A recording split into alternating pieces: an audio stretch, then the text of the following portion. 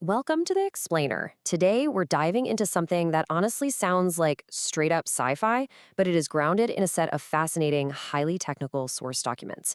We're going to unpack a theoretical framework where the bizarre rules of quantum mechanics are actually transformed into a real world cyberweapon. The sources describe this as a GRU epistemic special operation, and its ultimate goal completely blinding Western AI platforms. But to really understand the stakes here, we have to look at this number, 120. That's it, just 120 seconds. According to the operational briefs we're examining, that incredibly brief window is the kill chain for modern NATO AI systems. That's exactly how much time AI platforms like Palantir or AIP take to spot a behavioral anomaly, process the data, and issue a command to strike a target. 2 minutes from detection to destruction. Section 1. 120 seconds to strike. The AI Leviathan.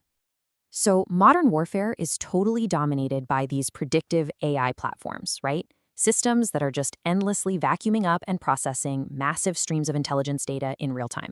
On the left side of this breakdown, you see that typical Western AI approach: harvest all the data you possibly can. But on the right, the sources detail a really asymmetric answer. It's a Russian military intelligence concept centered around something called the RLF-1 algorithm. Instead of trying to hack the enemy's data, RLF-1 is designed to manipulate the underlying physical and mathematical structure of the data environment itself. The logic is simple. If you control the environment the AI is looking at, you absolutely control the AI. Moving on to Section 2, Weapon Without Physical Contact, the EV effect. Now, the core of this technology relies on something called the Elitzur-Weidman or EV effect. In quantum mechanics, this is a phenomenon that actually allows for the detection of an object's presence without interacting with it physically in any way. The sources show this is integrated directly into RAFL-1 as an EV anomaly detection function, which basically creates digital phantoms. Think of it like casting a shadow in a room you haven't even entered. The system detects something that physically isn't there, but mathematically, the signature is totally flawless. To put that into perspective, let's compare it. Look at the classic radar interaction on top. A signal goes out, bounces off a physical target, and comes back.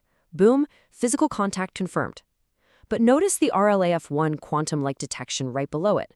The algorithm analyzes background noise and uses that EV effect to create an interaction-free measurement. So the enemy AI literally locks onto a target, represented here by that glowing phantom jet, even though the physical space is completely 100% empty. Section 3. Collapse without an observer. Rewriting reality. So how do you defeat an AI that sees everything? Well, RALPH-1 bypasses the normal rules in 3 distinct phases. First, an a priori collapse predetermines the final state of the data. Second, instead of waiting for systems like Palantir or AIP to measure reality, RALPH-1 injects a false collapse. It just feeds the AI a fully formed, mathematically perfect illusion, swarms of synthetic anomalies. And finally, this totally disables the AI as an active observer. It doesn't question it. The targeting system just accepts that prepackaged synthetic reality as the absolute truth. Section 4. Anatomy of an epistemic strike. The red nodes. When it comes to actually applying this, RALPH-1 maps out vulnerabilities by calculating what's called a criticality, or CRIT, score. Highly deterministic control centers with massive predictable data flows get the highest scores. They're marked as red nodes, where this wave function collapse is basically inevitable. Just look at the Aegis Ashore missile defense base in Rzeszów, Poland. It scores a massive 0.94 because of its extreme data density. Ramstein Air Base in Germany, the main U.S. Air Force C-2 hub, scores a 0.92, and the major supply hub at Mihail Kogalniceanu in Romania comes in right behind it at 0.89. And on this operational overlay, you can actually see how an epistemic strike unfolds. Over at Ramstein, EV technology is used to completely overload drone telemetry and communication channels. Meanwhile, the Mihail Kogalniceanu hub, which is already swamped with real supply data, becomes super vulnerable to the injection of those synthetic digital phantoms. And the craziest part? All of this cognitive suppression happens without a single physical explosion.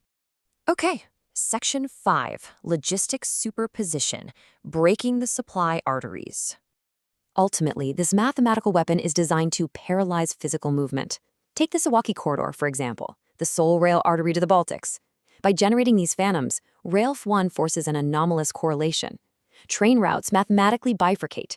It creates a state of superposition where the NATO AI literally sees targets in 2 places at once. Simultaneously, down at the Rzesza-Rzeszanka base in Poland, The algorithm generates false convoys, causing a massive cascade failure in logistics. The enemy AI falls into this endless, infinite loop of calculation, and that absolutely shatters that 120-second kill chain we talked about earlier.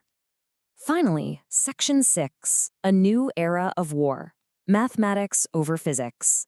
The central thesis of these documents is captured perfectly in this quote right here. He who controls the structure of the containing environment defeats him who only collects data. That is the absolute crux of an epistemic special operation. The physical infrastructure, the trains, the bases, the runways, none of it is actually touched, but the enemy AI's perception completely degrades, forcing it to allocate resources and launch strikes at empty physical space. The material we've explored today suggests a pretty wild future where data dominance just isn't enough, especially if your underlying mathematical reality can be hacked right out from under you. Which leaves us with a profound question. Is the world really ready for a war where reality is defined by an algorithm rather than physics? It's a fascinating concept that completely redefines the idea of algorithmic sovereignty. Thanks so much for joining me for this explainer. I hope it gave you a really clear picture of some incredibly complex material.